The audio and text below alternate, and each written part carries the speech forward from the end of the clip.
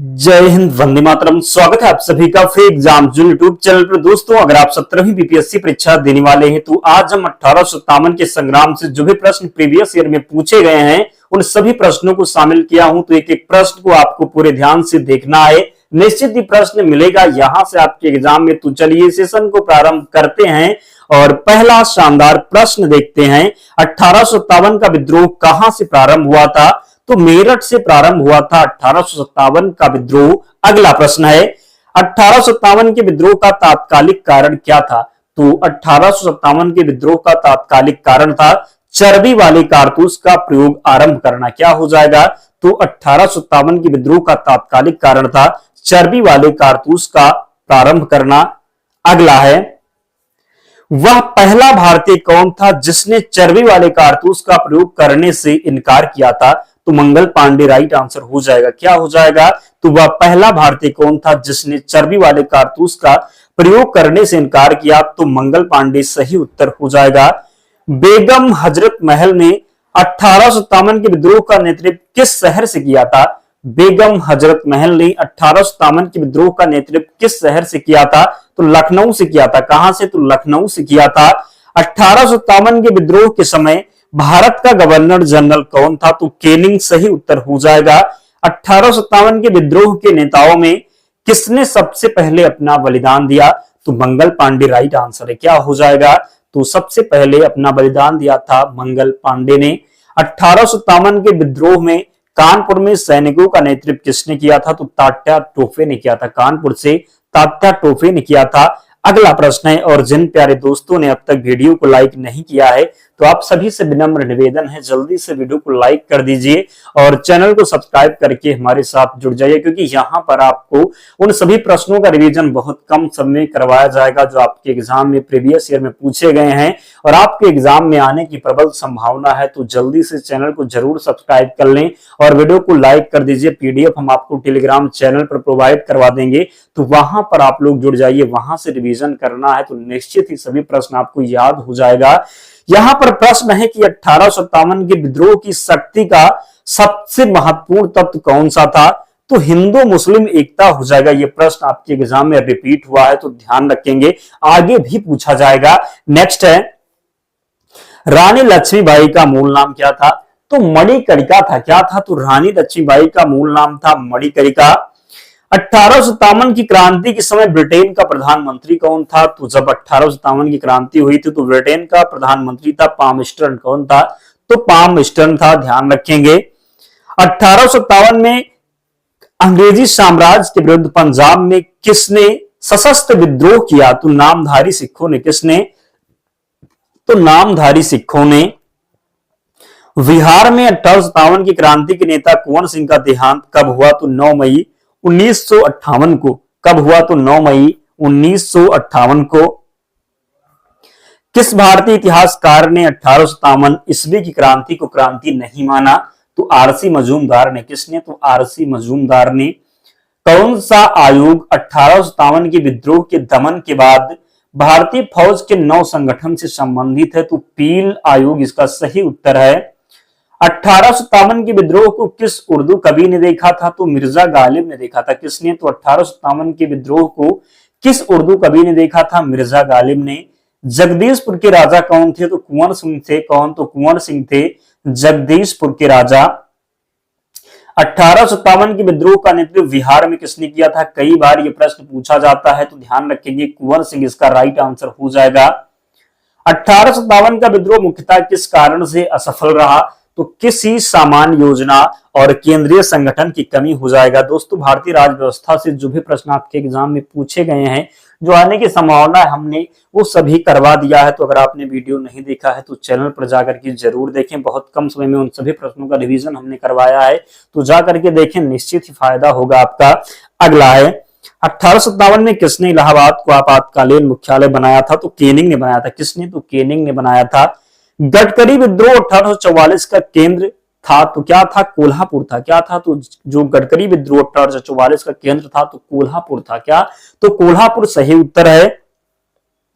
1857 के बरेली विद्रोह का नेता कौन था? तो खान बहादुर सही उत्तर हो जाएगा।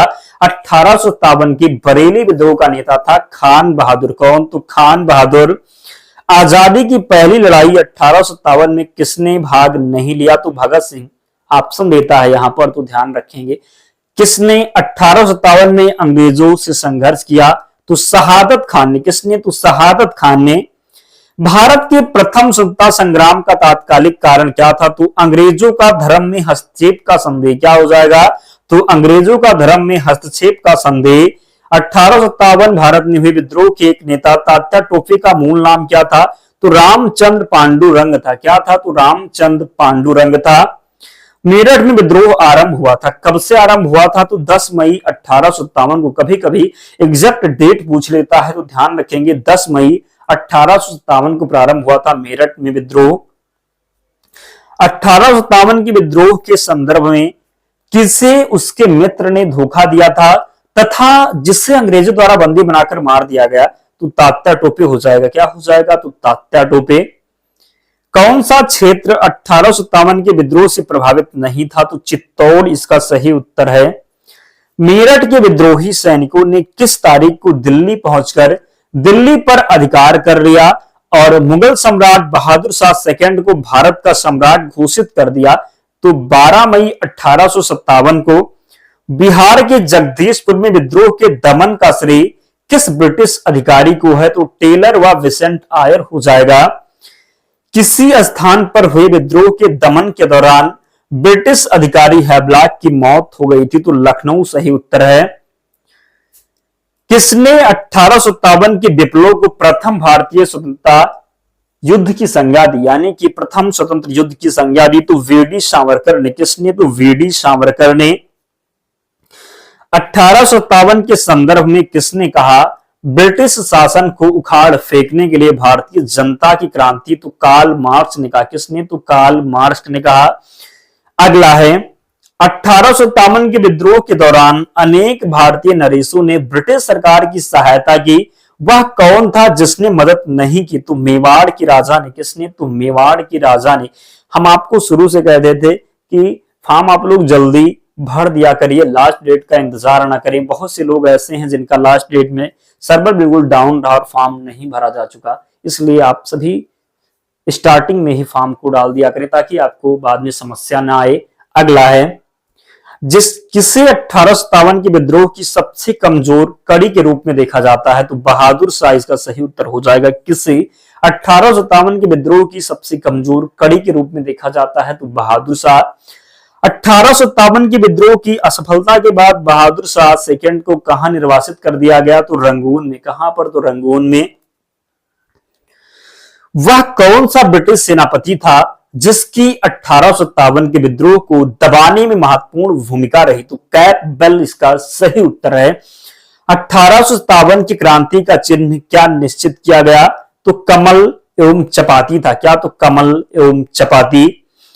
किस पर कुछ इतिहासकारों ने 1857 के विद्रोह के दौरान अंग्रेजों के साथ मिलकर षड्यंत्र रचने का आरोप लगाया है? तो जीनत महल इसका सही उत्तर है।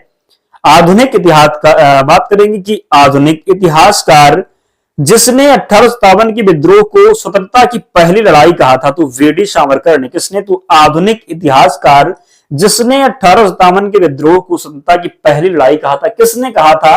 तो वीडी सावरकर इसका सही उत्तर है। मंगल पांडे कहां के विप्लव से जुड़े थे? तो मंगल पांडे जुड़े थे बैरकपुर के विप्लव से। कहां से? तो बैरकपुर के विप्लव से जुड़े थे मंगल पांडे।